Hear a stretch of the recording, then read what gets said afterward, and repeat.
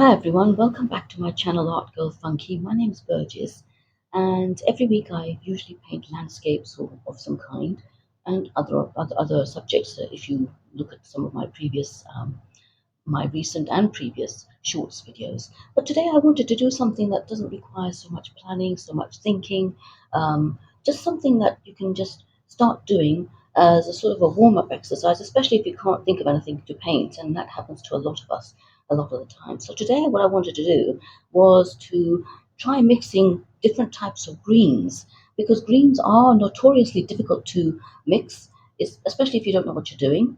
And especially if you use the wrong colors together. Some of those colors might be right for some situations, but if you're trying to achieve a particular tone, particular lightness, you might find that you're mixing the wrong colors together.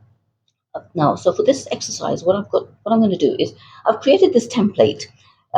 This is one of three templates that I've created. I've labeled it mixing greens, and over the top of this heading, I'm going to add, for one template, I'm going to add lemon yellow. For the next one, ultramarine blue. For the next, Prussian blue. And for the next, turquoise blue. Then what I'm going to do is I'm going to mix it with four different blues. Ultramarine blue, which is a warm blue. Cobalt blue, which is also a warm blue. A Prussian blue, which is a cool blue. And a turquoise blue, which is also a cool blue.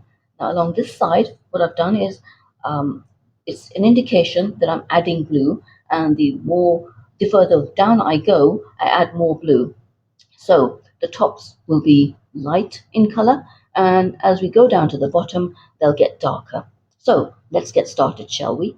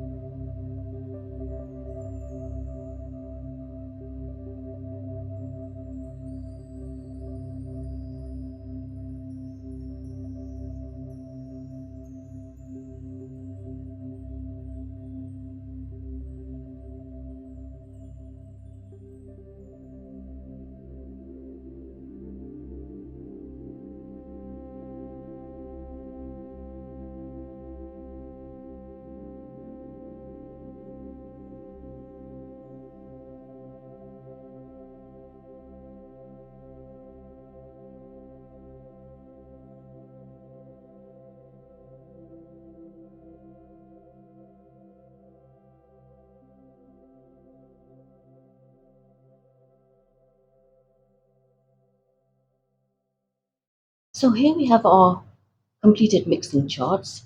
Look at this lemon yellow, which is a cool yellow, and look how bright the colors are, even though you're adding them with certain warm blues here. So if you want spring greens, for example, you'll be able to use all these colors, this one, and maybe even that one, and some of the ones down here too. But as you get further down, it does get sort of more muted and a little bit duller. Now, the reason for that is that because ultramarine blue is actually a warm blue, and if you add a warm blue, which has a red tinge to it, and you mix it with a lemon yellow, which is a cool blue, what happens? Yellow, blue with a slight red ends up getting a slightly bit of sort of a muddier thing here. And the same with the cobalt blue. Now, you might notice I've left these two blank. The reason being that the more Prussian blue I kept adding, it eventually started turning into Prussian blue. So I didn't bother with that one. And the same thing happened with this one. The more blue I began to add to the lemon yellow, it started reverting to turquoise blue. Now let's have a look at this one, the Indian yellow, which is a warm blue. Now again, these top bits are brighter, and for the same reason, they get sort of more muted as you go. You see the colors very, very similar. If you look at these three here and some of these here, they're all very similar. And again, with the Prussian blue, I did find that the more blue I added to the Indian yellow, it started to look like Prussian blue. So what was the point of mixing that? And finally, let's have a look at the yellow ochre with the blues. Again, now all of these, none of these is bright. And the reason is that yellow ochre, although it's yellow, it's actually warm. But on top of that, I consider it more of a brown as well. So it's got a red in it too, and maybe even a blue. So it's already sort of muddy in itself. And if you add more blue to it, it becomes sort of muted like this. But that's not to say that these colors are useless. They're wonderful for adding shadows, I think. And if you have sort of muted landscapes, I say in the winter, where the foliage isn't so bright, these colors will come in really, really handy. I mean, I quite like these colors, the olives and things. I think they're wonderful. They're reminiscent of Edward Weston and James Fletcher Watson, who used a lot of these colors, like I would say those. He used a lot of those and a lot of these in his landscape. If you look at some of his books, he doesn't have any videos because sadly James Fletcher Watson passed away many years ago. But I have a couple of his books, and a lot of them have that Edward Weston sort of a style about them, and many of the colors are this, this, this, this. So I hope you enjoyed that. I do hope you enjoyed watching that. Do let me know what you think. Try your own color mixing. Next time I may do a mixing chart with blues, with blues, but adding red to it to see what kind of purples and things we come out with. So do leave a like, which I really, really need, and your comments. As I've always said in my previous videos, that the YouTube's algorithm rewards videos that have a fair amount of engagement in them. So if you could help me out there, that would really help. And of course, do consider subscribing. Thank you very much for watching, and I hope to see you in my next video. Thank you very much. Bye-bye.